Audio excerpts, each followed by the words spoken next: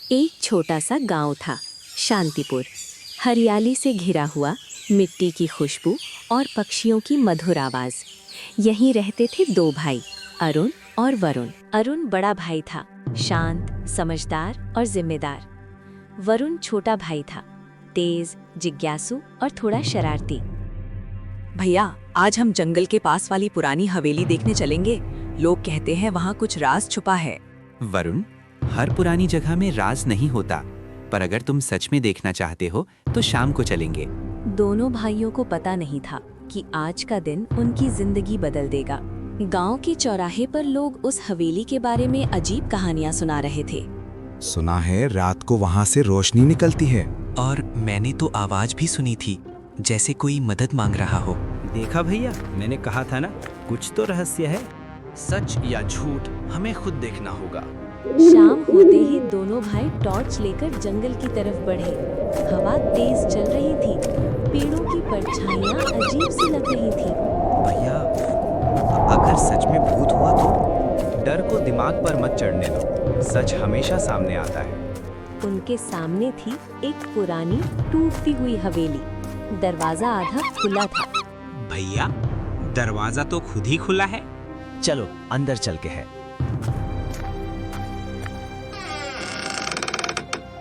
अंदर गहरा अंधेरा था, इतना गहरा कि जैसे रोशनी कभी यहाँ आई ही ना हो।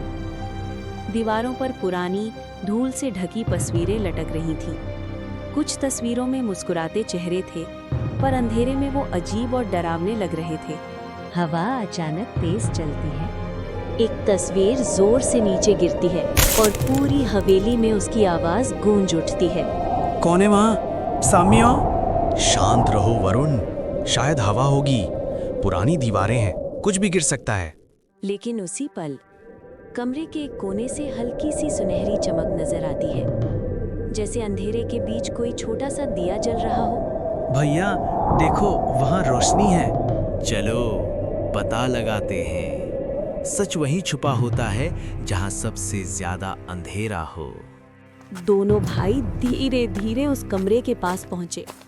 कमरा छोटा था, दीवारों पर जली हुई लकड़ी के निशान, जमीन पर धूल की मोटी परत और बीच में रखी थी एक पुरानी लकड़ी की पेटी।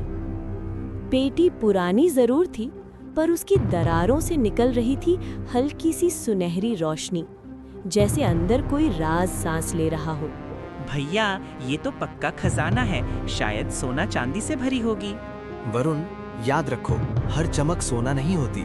जल्दी का काम शैतान का होता है। पहले समझते हैं कि ये रोशनी कहाँ से आ रही है। अरुण धीरे से घुटनों के बल बैठता है, हाथ आगे बढ़ाता है और पेटी का पुराना कुंडा पकड़ता है। हल्का सा क्रीक की आवाज आती है। दोनों भाई एक पल के लिए सांस रोक लेते हैं। भैया, धीरे। और फिर अर्जुन धीरे से पेटी का ढक्कन उठाता है। पेटी का ढक्कन धीरे से खुला, दोनों भाइयों की आंखें चमक उठी, लेकिन अगले ही पल उनकी उम्मीद थोड़ी सी धीमी पड़ गई।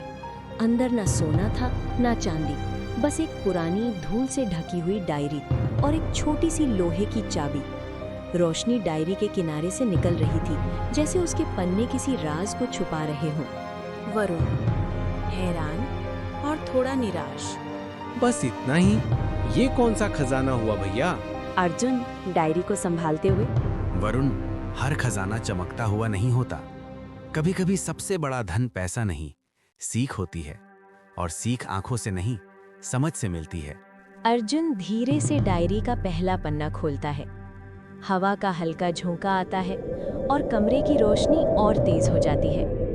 वरुण अब भी डायरी को घूर रहा था, जैसे उसे महसूस हो रहा हो कि असली रहस्य अब शुरू होने वाला है। अरुण ने डायरी का पहला पन्ना धीरे से खोला।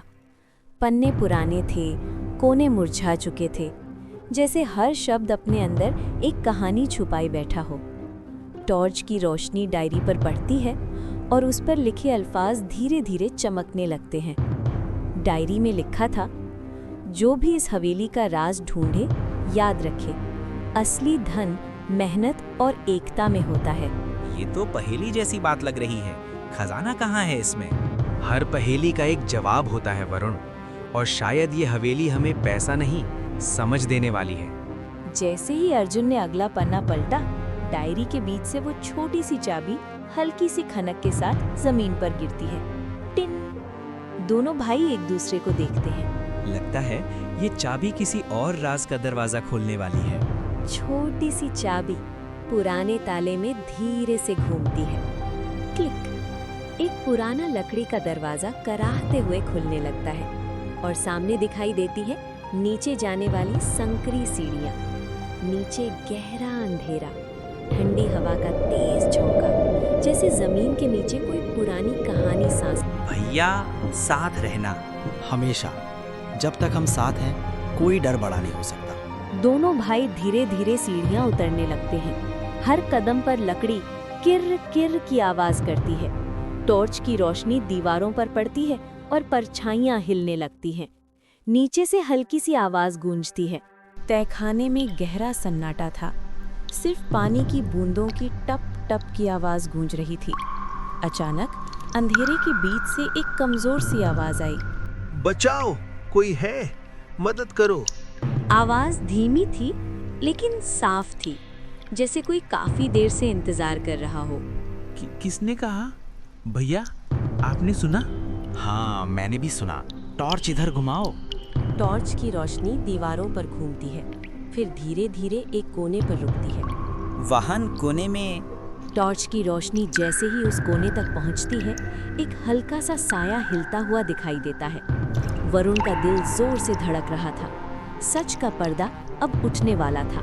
टॉर्च की रोशनी जैसे ही कोने तक पहुंची, दोनों भाई एक पल के लिए ठिठक गए। वहां कोई भूत नहीं था, ना कोई साया, बस एक बूढ़े बाबा, कमजोर सी देह, सफेद दाढ़ी, आंखों में थकान और तन्हाई। वो ठंडी जमीन पर बैठे थे, जैसे काफी देर से किसी का इंतजार कर रहे हों। बेटा, लोग मुझे भूत समझकर डर गए। मैं इस हवेली का पुराना देखभाल करने वाला हूँ, पर जब से अफवाह फैली, कोई पास नहीं आया। मैं यहीं अकेला रह गया। हम भी डर गए थे। हमें लगा सच में कोई भूत होगा। हमें पहले सच जान लेना चाहिए था। बिना देखे फैसला नहीं करना चाहिए। उस पल दोनों भाइयों को समझ आया, डर कभी कभी सच से ज्यादा ताकतवर होता है और अफवाह इंसान को अकेला कर देती है। तहखाने का अंधेरा अब उतना डरावना नहीं लग रहा था, क्योंकि सच की रोशनी वहां पहुंच चुकी थी। तहखाने का अंधेरा अब हल्का लगने लगा था, जैसे सच की रोशनी ने उस जगह को बदल दिया हो। बाबा धीरे से खड़े होने की कोशिश करते हैं। अर्जुन और वरुण उनका सहारा देते हैं। बेटा, डर अक्सर अंधविश्वास से पैदा होता है। जब लोग बिना सच जाने कहानियां बना लेते हैं, तो सच कहीं अंधेरे में छुप जाता है। सच देखने की हिम्मत बहुत कम लोग करते हैं। इसीलिए सब लोग आपसे दूर भाग गए। पर अब नहीं बाबा, अब ये सच पूरे गांव को पता चलेगा। हम सबको बताएंगे कि यहाँ कोई भूत नहीं, सिर्फ गलतफहमी थी। बाबा की आंखों में हल्की सी चमक आ गई, जैसे उन्हें उम्मीद मिल गई हो। तहखाने की सीढ़ियों पर चढ़ते वक्त दोनों भाइयों के कदम अब पहले से ज्यादा मजबूत थे, क्योंकि अब वो सिर्फ एक रहस्य सुलझाकर नहीं जा रहे थे, बल्कि अंधविश्वास का अंत करने जा रहे थे। सुबह की पहली रोशनी के साथ अर्जुन और वरुण गांव के चौराहे पर पहुंचते हैं। गांव वाले उन्हें देखकर तुरंत उनके पास आ जाते हैं। सबके चेहरों पर एक ही सवाल था। क्या हुआ? हवेली में क्या मिला? तो कोई भूत था? नहीं, वहाँ कोई भूत नहीं रहा। सिर्फ हमारा डर था और अंधविश्वास। गांव वाले एक दूसरे को देखते हैं। कुछ लोग अपनी नजरें झुका लेते हैं, कुछ हल्की सी शर्मिंदगी महसूस करते हैं। हमने बिना सच जाने ही कहानियां बना ली। डर तब तक बड़ा लगता है जब तक हम उसका सामना नहीं करते। उस पल गांव में एक बदलाव महसूस हुआ। लोग समझ गए कि अफवाह सच नहीं होती और सच जाने बिना किसी को दोष नहीं देना चाहिए। चौराहा जो कल तक डर की बातों से भरा था, आज हिम्मत और सच की बात कर रहा था। अगले ही दिन पूरा गांव एक साथ हवेली के बाहर जमा हो गया। कल तक जो जगह डर की निशानी थी, आज बदलाव की शुरुआत बन चुकी थी। कोई झाड़ू लगा रहा था, कोई टूटी खिड़कियां ठीक कर रहा था। बच्चे दीवारों पर रंग भर रहे थे। धूल से भरी हुई हवेली धीरे धीरे चमकने लगी। अंधेरा मिटने लगा और उसकी जगह रोशनी और मुस्कान ने ले ली। दीवारों पर नए रंग चढ़ गए। एक बड़ा सा बोर्ड लगाया गया, गांव की पाठशाला। ये जगह अब डर की नहीं, सीखने की होगी। यहाँ से हम सब कुछ नया शुरू करेंगे। और ये होगा हमारा सबसे बड़ा खजाना। बाबा भी बाहर खड़े मुस्कुराते हुए सब देख रहे थे। उनकी आंखों में अब तन्हाई नहीं, उम्मीद थी। हवेली जो कभी रहस्य थी, आज एक नई कहानी बन चुकी थी।